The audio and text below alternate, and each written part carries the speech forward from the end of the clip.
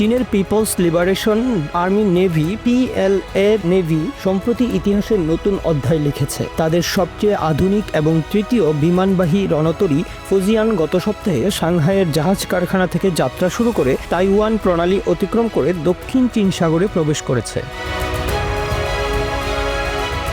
এর রণতরীর গন্তব্য নিয়ে এখন জোরালো আলোচনার ঝড় বইছে। এটি কি দক্ষিণ চীন সাগরেই স্থায়ী ঘাঁটি খুঁজে নেবে, তা নিয়ে আগ্রহের শেষ নেই প্রতিবেশী তাইওয়ানের। ফুজিয়ানাকে ঘিরে রয়েছে দুইটি শক্তিশালী ডেস্ট্রয়ার। নৌবাহিনীর দাবি এই যাত্রা শুধুমাত্র বৈজ্ঞানিক গবেষণা ও প্রশিক্ষণ মিশনের অংশ, যা একটি নতুন রণতরীর নির্মাণ প্রক্রিয়ার মানক ধাপ। কিন্তু সামরিক বিশ্লেষকরা বলছেন ইতিহাস অন্য ইঙ্গিত দিচ্ছে। 2019 সালে PLA নেভির দ্বিতীয় রণতরী শানডং একইভাবে চীন সাগরের চূড়ান্ত পরীক্ষামূলক কার্যক্রম শেষ করার পর হানহাই দ্বীপের সান্না ঘাঁটিতে স্থায়ীভাবে মোতায়েন করা হয়েছিল। যদি একই প্রক্রিয়া অনুসরণ করা হয় তাহলে খুব শিগগিরই ফুজিয়ানাও সান্না নৌঘাঁটিতে যোগ দেবে বলে ধারণা করা হচ্ছে। আর যদি সেটি সত্যি হয় তবে চীনের তৃতীয় সক্রিয় রণতরীর মধ্যে দুইটি দক্ষিণ থিয়েটারের কমান্ডের আওতাধীন এই আধুনিক ঘাঁটিতে অবস্থান নেবে।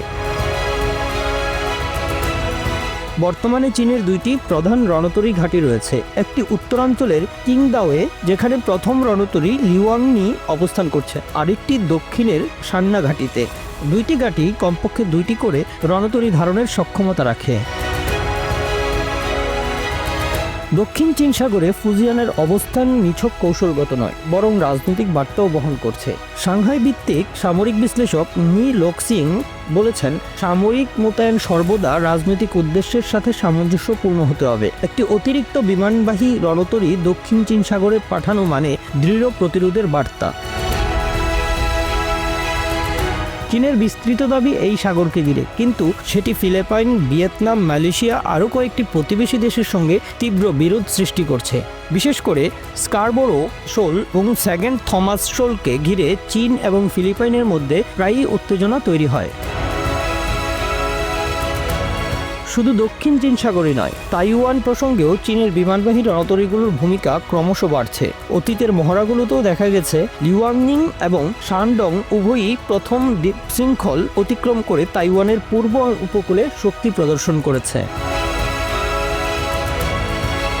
যদিও তাইওয়ান ও পূর্ব চীন সাগর মূলত পূর্ব থিয়েটার কমান্ডের দায়িত্বে, সেখানে কোনো রণতরী ঘাঁটি নেই। এ কারণে বিশ্লেষকরা বলছেন হাইনানের সান্না ঘাঁটি থেকেই চীন সহজেই তাইওয়ানের উপর চাপ প্রয়োগ করতে পারবে। চীনের পারমাণবিক সাবমেরিনগুলোও রাখা হয়েছে হাইনানের ইউলিন ঘাঁটিতে, যার গভীর সমুদ্র প্রবেশাধিকার রয়েছে। এই ঘাঁটি থেকে রণতরী ও সাবমেরিন একত্রে মোতায়েন করা সম্ভব, যা সমুদ্রযুদ্ধে শক্তিশালী সমন্বয় সৃষ্টি করে। সামরিক বিশ্লেষকদের মতে ফুজিয়ান দূর থেকেও কার্যকর থাকবে। এর যুদ্ধ বিমানগুলো প্রায় 1000 কিলোমিটার পর্যন্ত আকাশ শক্তি প্রদর্শন করতে সক্ষম, অর্থাৎ এটি প্রতিপক্ষের বেশিরভাগ অ্যান্টিশিপ অস্ত্রের নাগালের বাইরে থেকেও আক্রমণ পরিচালনা করতে পারবে। চীন দাবি করছে ফুজিয়ান বিশ্বের সবচেয়ে বড় কনভেনশনাল শক্তিচালিত যুদ্ধজাহাজ।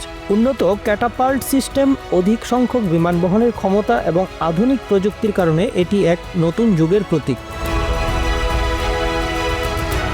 কিন্তু প্রশ্ন হলো, ফুজিয়ান কেবল প্রতিরক্ষা নাকি আক্রমণাত্মক কৌশলের অংশ? যুক্তরাষ্ট্র এবং জাপান এ অঞ্চলে ক্রমাগত নজর রাখছে। তাইওয়ানকে ঘিরে সম্ভাব্য সংঘাতে ফুজিয়ানের ভূমিকা কী তা নিয়ে গভীর বিশ্লেষণ শুরু হয়েছে।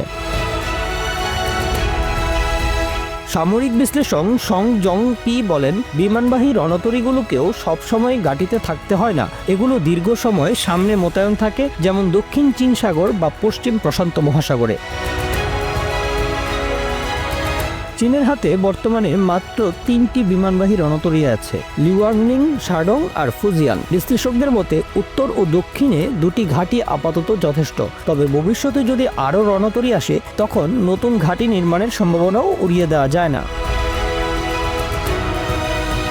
ফুজিয়ানের যাত্রা তাই শুধু একটি সামরিক মোতায়েন নয়, এটি দক্ষিণ চীন সাগরের ভূ রাজনীতির কেন্দ্রবিন্দুতে এক নতুন শক্তির আগমন। বিশ্ব এখন তাকিয়ে আছে ফুজিয়ান সত্যিই কি দক্ষিণ চীন সাগরে স্থায়ী ঘাঁটি নেবে, নাকি এটি হবে চীনের আরও বৃহত্তর কৌশলগত পরিকল্পনা শুরু।